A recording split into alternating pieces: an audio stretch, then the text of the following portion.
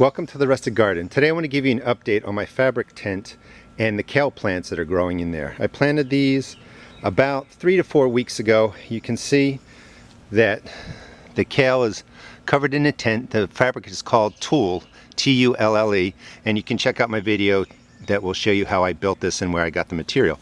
But if you look at all the kale in there, there are no holes, which is a big feat for my area because the white moth that flies around here for 3 or 4 months will lay looper eggs on the kale, and they're usually, devastated, to be honest with you.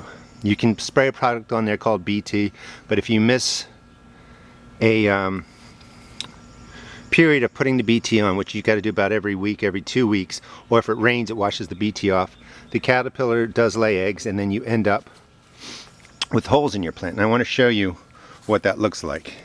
This is a kale that I left growing in a cup, and it has holes in it, and I'm going to show you the worms that are in there. You can see one right up here above my thumb. That's the green cabbage looper. There are a large one right up here to the left of my thumb. That's a cabbage looper, and here's another caterpillar of some other sort. But if your kales are unprotected, butterflies will come lay eggs on them and they will devastate your plants. And instead of having the full undamaged leafy plants like I have under the tent, you'll have kale that looks like this.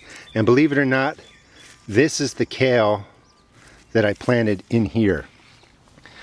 The kale in the cups, I just don't have any more room, so it's been sitting in there. Excuse me, and I use it to show you the damage that occurs. But that kale was planted from that cup into this space 3 or 4 weeks ago, and this is what it's grown into.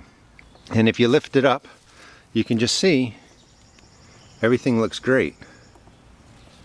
And I will definitely make more of these fabric tents.